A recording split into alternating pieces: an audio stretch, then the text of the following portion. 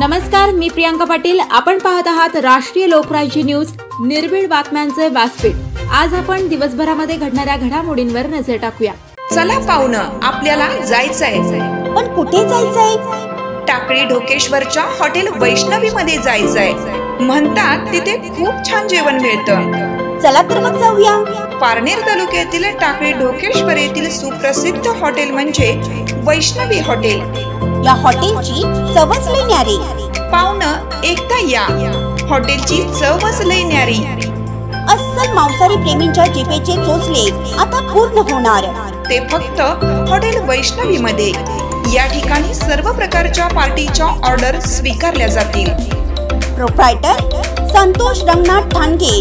संपर्कासाठी mobile number 88 30 57 85 05। या हॉटेलचा पत्ता नगर कल्याण हायवे, पारनेर चौक, टाकळी ढोकेश्वर, तालुका पारनेर, जिल्हा अहमदनगर। आषाढी वारी निमित्त पंढरपूरमध्ये लाखो वारकरी विठू दर्शनासाठी दाखल झाले आहेत। आषाढी वारीमुळे अवघी पंढरी नगरी गजबजली आहे। जिकडे तिकडे टाळ, मृदुंग, हरिनामाचा गजर, पांडुरंगाचा जयघोष ऐकू येतोय। पंढरी नगरी वारकऱ्यांच्या सुखसुविधासाठी प्रयत्न करताना दिसत आहे। प्रासादायिक वस्तूंची मोठ्या प्रमाणात विक्री होताना दिसते।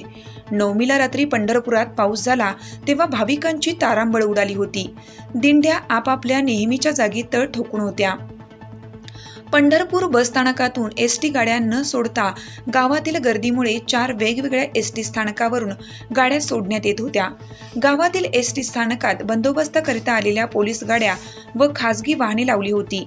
कर्तव्यावरील महिला व पुरुष पोलीस व होमगार्ड भाविकांना मार्गदर्शन करताना दिसत होते।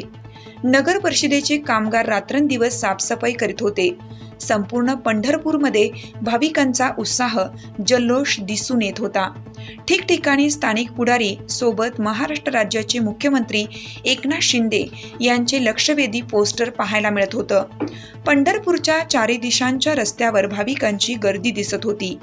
नदी किनारी, नामदेव पायरी, प्रदक्षिणा रोड, लहान मोठे मठ, चौफाळा, नवीन एसटी स्थानक आदी ठिकाणी भाविकांची प्रचंड गर्दी दिसत होती।